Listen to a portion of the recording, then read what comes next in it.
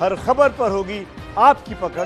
Download कीजिए ABP live app. और आइए अब हम आपको सीधे राज्यसभा लिए चलते हैं। रक्षा मंत्री राजनाथ सिंह का बयान हो रहा है। पाक ऑक्युपाइड कश्मीर की 5,880 स्क्वायर किलोमीटर भारतीय जमीन अवैध रूप से चाइना को सौंप दी है। चाइना अरुणाचल प्रदेश की सीमा से लगे हुए लगभग 90,000 स्क्वायर किलोमीटर भारतीय क्षेत्र को भी अपना ही बताता है। सभापति महोदय, भारत तथा चाइना दोनों ने औपचारिक तौर पर यह माना है कि सीमा का प्रश्न एक जटिल मुद्दा है जिसके समाधान के लिए पेशेंस की आवश्यकता है तथा इस मुद्दे का फेयर, रीजनेबल और म्यूचुअली एक्सेप्टेबल समाधान शांतिपूर्ण बातचीत के द्वारा निकाला जाए। ये दोनों इस बात पर सहमत हैं। अंतरिम रूप से दोनों पक्षों ने यह मान लिया है कि सीमा पर शांति और स्थिरता बहाल रखना द्विपक्षीय संबंधों को बढ़ाने के लिए यह नितांत आवश्यक है। मैं यह भी बताना चाहता हूं सभापति महोदय कि अभी तक इंडिया चाइना के बॉर्डर एरियाज में commonly delineated line of actual control नहीं है और एलएसी को लेकर दोनों का परसेप्शन भी यह अलग अलग है। इसलिए पीस और ट्रैंक्विलिटी बहाल रखने के लिए दोनों देशों के बीच कई तरह की एग्रीमेंट्स और प्रोटोकॉल्स भी हुए हैं। इन समझौतों के तहत दोनों देशों ने यह माना है कि एलएसी पर शांति और स्थिरता बहाल रखी जाए, जिस पर एलएसी की अपनी अपनी रेस्पेक्टिव पोजीशंस और बाउंड्री क्वेश्चंस का कोई प्रभाव नहीं पड़ेगा। इस आधार पर वर्ष 1988 के बाद से दोनों देशों के बाइलेटरल रिलेशंस में काफी विकास भी हुआ है। भारत का मानना है कि बाइलेटरल रिलेशंस को विकसित किया जा सकता है तथा साथ ही साथ बाउंड्री के मुद्दे के समाधान के बारे में चर्चा भी की जा सकती है। यह हम दोनों काम कर सकते हैं, परंतु एलएसी पर पीस और ट्रैंक्विलिटी में किसी भी प्रकार की गंभीर स्थिति का बाइलेटरल रिलेशंस पर निश्चित रूप से असर पड़ेगा, यह बात भी दोनों पक्षों को अच्छी तरह समझनी चाहिए। वर्ष 1993 और 1996 के समझौते में इस बात का जिक्र है कि एलएसी के पास दोनों देश अपनी सेनाओं की संख्या कम से कम रखेंगे। समझौते में यह भी है कि जब तक बाउंड्री इशू का पूर्ण समाधान नहीं होता है तब तक एलएसी को स्ट्रिक्टली रेस्पेक्ट और एडहर किया जाएगा और उसका उल्लंघन किसी भी सूरत में नहीं किया जाएगा। सभापति महोदय, इन समझौतों में भारत व चाइना एलएसी के क्लैरिफिकेशन द्वारा एक कॉमन अंडरस्टैंडिंग पर पहुंचने के लिए भी प्रतिबद्ध हुए थे, पूरी तरह से कमिटेड थे। इसके आधार पर 1990 से 2003 तक दोनों देशों द्वारा एलएसी पर एक कॉमन अंडरस्टैंडिंग बनाने की कोशिश की गई, लेकिन इसके बाद चाइना ने इस कार्रवाई को आगे बढ़ाने पर अपनी सहमति नहीं जताई। इसके कारण कई जगहों पर चाइना तथा भारत के बीच एलएसी परसेप्शंस में ओवरलैप बराबर बना रहता है। इन क्षेत्रों में तथा बॉर्डर के कुछ अन्य इलाकों में दूसरे समझौतों के आधार पर दोनों की सेनाएं फेस आसाद की स्थिति का बराबर समाधान निकालती हैं, जिससे कि शांति कायम रहे। सभापति महोदय, इससे पहले कि मैं सदन को वर्तमान स्थिति के बारे में बताऊं, मैं यह बताना चाहता हूं कि सरकार की विभिन्न इंटेलिजेंस एजेंसीज के बीच कोऑर्डिनेशन का एक इलेबोरेट और टाइम टेस्टेड मैकेनिज्म है, जिसमें सेंट्रल पुलिस फोर्सेस और तीनों आर्म्ड फोर्सेस की इंटेलिजेंस एजेंसीज भी शामिल हैं। टेक्निकल और ह्यूमन इंटेलिजेंस को लगातार कोऑर्डिनेटेड तरीके से इकट्ठा किया जाता है तथा आर्म्ड फोर्सेस से उनके डिसीजन मेकिंग के लिए शेयर भी किया जाता है। सभापति महोदय, मैं अब सदन को इस साल उत्पन्न परिस्थितियों के बारे में अवगत कराना चाहता हूं। अप्रैल माह से ईस्टर्न लद्दाख की सीमा पर चाइना ने सेनाओं की संख्या तथा उनके आर्मामेंट्स में वृद्धि की है, जिसे स्पष्ट रूप से देखा गया है। मई महीने के प्रारंभ में चाइना ने गलवान घाटी क्षेत्र में हमारी ट्रूप्स की नॉर्मल ट्रेडिशनल पेट्रोलिंग पैटर्न में व्यवधान डालना शुरू किया, जिसके कारण फेस ऑफ की स्थिति उत्पन्न हुई। ग्राउंड कमांडर्स द्वारा इस समस्या को सुलझाने के लिए विभिन्न समझौतों तथा प्रोटोकॉल के तहत वार्ता की जा रही थी कि इसी बीच मई महीने के मध्य में सभापति महोदय चाइना द्वारा वेस्टर्न सेक्टर में कई स्थानों पर एलएसी पर ट्रांसग्रेशन करने की कोशिश की गई। इसमें कोंकला, गोगरा और पेंगोंग लेक का नॉर्थ बैंक शामिल है। इन कोशिशों को हमारी सेनाओं ने समय पर देख लिया तथा उसके लिए आवश्यक जवाबी कार्रवाई भी हमारी सेना ने की सभापति महोदय, और हमने चाइना को डिप्लोमेटिक तथा मिलिट्री चैनल्स के माध्यम से यह अवगत करा दिया इस प्रकार की गतिविधियां यथास्थिति को यानी स्टेटस को एक तरफा बदलने का प्रयास है, और यह भी साफ कर दिया कि ये प्रयास हमें किसी भी सूरत में सभापति महोदय मंजूर नहीं है। यह दो टूक शब्दों में यह चाइना को बता दिया गया है। एलएसी के ऊपर फ्रिक्शन बढ़ता हुआ देखकर दोनों तरफ के सैन्य कमांडरों ने 6 जून 2020 को मीटिंग की तथा इस बात पर सहमति बनी कि रेसिप्रोकल एक्शंस के आधार पर डिसएंगेजमेंट किया जाना चाहिए। दोनों पक्ष इस बात पर भी सहमत हुए कि एलएसी को माना जाएगा तथा कोई ऐसी कार्रवाई नहीं की जाएगी जिससे यथास्थिति यानी स्टेटस को बदले। किंतु इस सहमत के उल्लंघन में चीन द्वारा एक बहुत ही वायलेंट फेस ऑफ की स्थिति 15 जून को गलवान में क्रिएट की गई।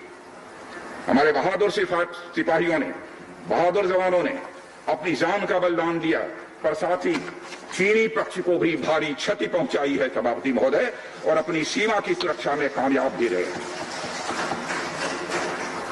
इस पूरी अवधि के दौरान हमारे बहादुर जवानों ने जहां संयम की जरूरत थी वहां संयम रखा, और जहां शौर्य की जरूरत थी वहां शौर्य का भी प्रदर्शन किया। मैं सदन से यह अनुरोध करता हूं कि हमारे सैनिकों की वीरता एवं बहादुरी की भूरी भूरी प्रशंसा की जानी चाहिए। हमारे बहादुर जवान अत्यंत मुश्किल परिस्थितियों में अपने अथक प्रयास से समस्त देशवासियों को सुरक्षित रखने के अपने दायित्व का निर्वहन कर रहे हैं। सभापति महोदय, एक ओर किसी को भी हमारी सीमा की सुरक्षा के प्रति हमारे दृढ़ निश्चय या डिटर्मिनेशन के बारे में संदेह नहीं होना चाहिए, वहीं भारत यह भी मानता है कि पड़ोसियों के साथ शांतिपूर्ण संबंधों के लिए आपसी सम्मान और संवेदनशीलता भी यह रखना आवश्यक है। चूंकि इस मौजूदा स्थिति का बातचीत के जरिए समाधान चाहते हैं, हमने चाइनीज साइड के साथ डिप्लोमेटिक और मिलिट्री इंगेजमेंट बनाए रखा है। इन डिस्कशंस में 3 की प्रिंसिपल्स हमारी अप्रोच को सभापति महोदय तय करते हैं। पहला, दोनों पक्ष को एलएसी का सम्मान और कड़ाई से पालन करना चाहिए। फर्स्ट, सेकंड, किसी भी पक्ष को अपनी तरफ से यथास्थिति का यानी स्टेटस को का उल्लंघन करने का प्रयास नहीं करना चाहिए। थर्ड, दोनों पक्षों के बीच सभी समझौतों और अंडरस्टैंडिंग्स का पूर्णतया पालन करना चाहिए।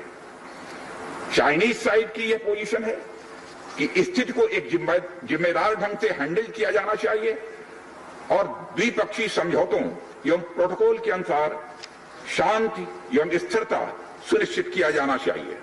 लेकिन सभापति महोदय, इसके बावजूद चीन की गतिविधियों से यह पूरी तरह से स्पष्ट है, उसकी कथनी और उसकी करनी में अंतर है। और इसका प्रमाण है कि जब डिस्कशन चल ही रहे थे, चीन की तरफ से 29 और 30 अगस्त की रात को प्रोवोकेटिव माने उकसाने वाली, भड़काने वाली है सैनिक कार्रवाई की गई, तो चीन की तरफ से की गई, भारत की तरफ से नहीं की गई। जो पेंगोंग लेक के साउथ बैंक एरिया में स्टेटस को बदलने का एक चीन के द्वारा प्रयास किया गया, लेकिन एक बार फिर हमारी आर्म फोर्सेस के द्वारा सभापति महोदय टाइमली व फर्म एक्शंस के कारण उनके प्रयास किसी भी सूरत में सफल नहीं हो पाए। सभापति महोदय, जैसा कि उपयुक्त उपर्युक्त घटनाक्रम से स्पष्ट है, चीन की कार्रवाई से हमारे विभिन्न द्विपक्षीय समझौतों के प्रति उसका डिसरिगार्ड दिखता है। चीन द्वारा ट्रुप्स की भारी मात्रा में तैनाती किया जाना 1993 और 1996 के समझौतों का उल्लंघन है। एलएसी का सम्मान करना और उसका कड़ाई से पालन किया जाना सीमा क्षेत्रों में शांति और सद्भाव का यह आधार है और इसे 1993 और 1996 के समझौतों में स्पष्ट रूप से स्वीकार भी किया गया है, जबकि हमारी आर्म्ड फोर्सेस इसका पूरी तरह से पालन करती हैं। सभापति महोदय, चाइनीज साइड की ओर से ऐसा नहीं हुआ है। उनकी कार्रवाई के कारण एलएसी के आसपास समय समय पर फेस ऑफ और फ्रिक्शंस पैदा हुए हैं। जैसा कि मैंने पहले भी उल्लेख किया, इन समझौतों में फेस ऑफ की स्थिति से निपटने के लिए विस्तृत प्रोसीजर्स और नॉर्म्स भी निर्धारित हैं। तथापि इस वर्ष हाल की घटनाओं में चाइनीज फोर्सेस का वायलेंट कंडक्ट सभी म्यूचुअली एग्रीड नॉर्म्स का यह पूर्णतया उल्लंघन है। सभापति महोदय, अभी की स्थिति के अनुसार चाइनीज साइड ने एलएसी और अपने अंदरूनी क्षेत्रों में बड़ी संख्या में सैनिक टुकड़ियां और गोला बारूद मोबिलाइज किया हुआ है। पूर्वी लद्दाख और गोगरा, कोंकड़ा और पेंगोंग लेक का नॉर्थ और साउथ बैंक पर कई फ्रिक्शन एरियाज हैं। चीन की कार्रवाई के जवाब में हमारी आर्म फोर्सेस ने भी इन क्षेत्रों में उपयुक्त काउंटर डिप्लॉयमेंट्स किए हैं ताकि भारत की सीमा पूरी तरह से सुरक्षित रहे। अध्यक्ष महोदय, सदन को आश्वस्त रहना चाहिए, फिर से बात दोहराना चाहता हूं सभापति महोदय, सदन को आश्वस्त रहना चाहिए कि हमारी आर्म फोर्सेस इस चुनौती का सफलता से सामना करेंगी और इसके लिए उन्हें सचमुच उन पर हमें गर्व है। अभी जो स्थिति बनी हुई है उसमें संवेदनशील ऑपरेशनल मुद्दे शामिल हैं, सेंसिटिव ऑपरेशनल इश्यूज यह शामिल है।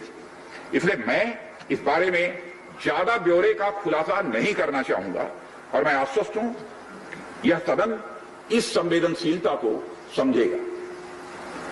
सभापति महोदय, कोविड-19 के चुनौती भरे समय में हमारी आर्म्ड फोर्सेज और आईटीबीपी का तेजी से डिप्लॉयमेंट हुआ है। उनके प्रयासों को एप्रिशिएट किए जाने की जरूरत है और यह इसलिए भी संभव हुआ है क्योंकि सरकार ने पिछले कुछ वर्षों में बॉर्डर इंफ्रास्ट्रक्चर के विकास को काफी अहमियत दी है। सदन को जानकारी है कि पिछले कई दशकों में चीन ने बड़े पैमाने पर इंफ्रास्ट्रक्चर एक्टिविटी सीमा पर प्रारंभ की है, जिनसे बॉर्डर एरियाज में उनके डिप्लॉयमेंट की क्षमता भी बढ़ी है। इसके जवाब में हमारी सरकार ने भी बॉर्डर इंफ्रास्ट्रक्चर डेवलपमेंट के लिए बजट को बढ़ाया है, जो पहले से लगभग 2 गुना से अधिक है। इसके फलस्वरूप बॉर्डर एरियाज में काफी रोड्स और ब्रिजेस भी बनाए गए हैं। इससे न केवल लोकल पॉपुलेशन को जरूरी कनेक्टिविटी ही मिली है, बल्कि हमारी आर्म्ड फोर्सेस को बेहतर लॉजिस्टिकल सपोर्ट भी मिला है। इसके कारण वे बॉर्डर एरियाज में अधिक अलर्ट रह सकते हैं और जरूरत पड़ने पर बेहतर जवाबी कार्रवाई भी कर सकते हैं। और आने वाले समय में भी सरकार इस उद्देश्य के प्रति पूरी तरह से प्रतिबद्ध रहेगी। देश हित में हमें कितना ही बड़ा और कितना ही कड़ा कदम उठाना पड़े सभापति महोदय, हम पीछे नहीं हटेंगे। माननीय सभापति महोदय, मैं इस बात पर बल देना चाहूंगा कि भारत हमारे बॉर्डर एरियाज में मौजूदा मुद्दों का हल शांतिपूर्ण बातचीत और विचार विमर्श के जरिए किए जाने के प्रति पूरी तरह से प्रतिबद्ध है। इस उद्देश्य से मैं अपने चाइनीज काउंटर पार्ट से 4 सितंबर को मॉस्को में मिला और उनसे हमारी मौजूदा स्थिति के बारे में व्यापक चर्चा भी हुई है।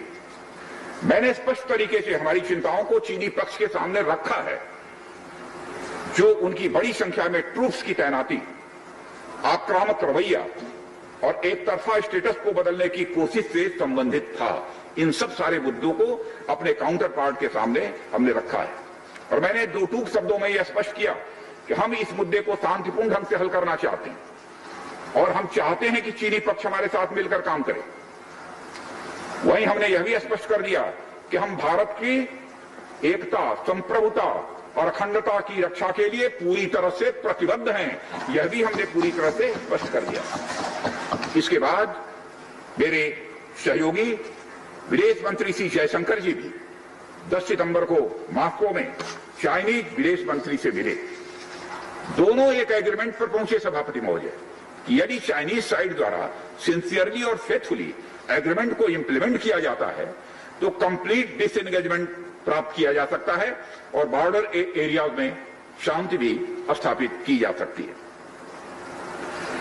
सभापति महोदय, जैसा कि सदस्यों को जानकारी है, बीते समय में भी चीन के साथ हमारे बॉर्डर एरियाज में लंबे स्टैंड ऑफ की स्थिति कई बार बनी है, जिसका शांतिपूर्ण तरीके से समाधान भी किया गया था। हालांकि इस वर्ष की स्थिति, चाहे वो ट्रूप्स की स्केल ऑफ इन्वॉल्वमेंट हो या फ्रिक्शन पॉइंट्स की संख्या हो, हम पहले से बहुत अलग हैं। फिर भी हम मौजूदा स्थिति के शांतिपूर्ण समाधान के प्रति पूरी तरह से कमिटेड हैं। अध्यक्ष महोदय, युद्ध की शुरुआत तो हमारे हाथ में होती है, लेकिन उसका अंत नहीं होता है और मुझे कई बार ताज्जुब होता है कि शांति का यह संदेश जिस धरती से पूरे विश्व को गया है, उस धरती की शांति में विघ्न के द्वारा विघ्न डालने का प्रयास किए जाते हैं। और अध्यक्ष महोदय, सदन के माध्यम से मैं हमारे 130 करोड़ देशवासियों को आश्वस्त करना चाहता हूं कि हम देश का मस्तक झुकने नहीं देंगे, न ही हम किसी का मस्तक झुकाना चाहते हैं। इस राष्ट्र के प्रति, इसकी सुरक्षा के प्रति हम पूरी तरह से दृढ़ संकल्प हैं। अध्यक्ष महोदय, इस सदन की एक गौरवशाली परंपरा रही है कि जब भी देश के समक्ष कोई बड़ी चुनौती आई है तो इस सदन ने भारतीय सेनाओं की दृढ़ता और संकल्प के प्रति अपनी पूरी एकता और पूरा भरोसा दिखाया है। साथ ही सीमा क्षेत्र में तैनात अपने बहादुर सेना के जवानों के शौर्य, पराक्रम और सीमा की सुरक्षा के प्रति उनकी प्रतिबद्धता पर इस सदन ने पूरा विश्वास भी व्यक्त किया है। मैं आपके माध्यम से देशवासियों को यह विश्वास दिलाना चाहता हूं कि हमारे आर्म फोर्सेस के जवानों का जोश एवं हौसला बुलंद है सभापति महोदय, और हमारे जवान किसी भी संकट का सामना करने के लिए पूरी तरह से दृढ़ प्रतिज्ञ हैं। और इस बार भी सीमा पर हमारे वीरों ने किसी भी प्रकार की आक्रामकता दिखाने के बजाय धैर्य और साहस का परिचय दिया है। हमारे यहां कहा गया है कि साहसे खलु स्त्री वसति, यानी साहस में ही विजय स्त्री का निवास होता है। और हमारे सैनिक तो साहस के साथ साथ संयम, शक्ति, शौर्य और पराक्रम की जीती जागती प्रतिमूर्ति है सभापति महोदय। महोदय, माननीय प्रधानमंत्री जी के बहादुर जवानों के बीच जाने के बाद हमारे कमांडर तथा जवानों में यह स्पष्ट संदेश गया है कि देश के 130 करोड़ देशवासी जवानों के साथ खड़े हैं। उनके लिए बर्फीली ऊंचाइयों के अनुरूप विशेष प्रकार के गर्म कपड़े, उनके रहने का स्पेशलाइज्ड टेंट तथा उनके सभी अस्त्र शस्त्र व गोला बारूद की पर्याप्त व्यवस्था की गई है। महोदय, हमारे जवानों का हौसला बुलंद है। दुर्गम ऊंचाइयों पर जहां ऑक्सीजन की बराबर कमी बनी रहती है तथा तापमान भी 0 से नीचे होता है, उनके उत्साह में कोई कमी देखने को नहीं मिलती है और वे सियाचिन, कारगिल आदि जैसी ऊंचाइयों पर अपना कर्तव्य इतने वर्षों से लगातार निभाते चले आ रहे हैं। सभापति महोदय, यह सच है, हम लद्दाख में एक चुनौती के दौर से गुजर रहे हैं, लेकिन साथ ही मुझे पूरा भरोसा है कि हमारा देश और हमारे वीर जवान इस चुनौती पर खरे उतरेंगे। मैं इस सदन से अनुरोध करता हूं कि हम एक ध्वनि से अपनी सेनाओं की बहादुरी और उनके अदम्य साहस के प्रति सम्मान प्रदर्शित करें और इस सदन से दिया गया एकता व पूर्ण विश्वास का संदेश पूरे देश और पूरे विश्व में गूंजेगा और हमारे जवान जो कि चीनी सेनाओं से आंख मिलाकर अडिग खड़े हैं, उनमें एक नए मनोबल, ऊर्जा व उत्साह का सभापति महोदय संचार हो।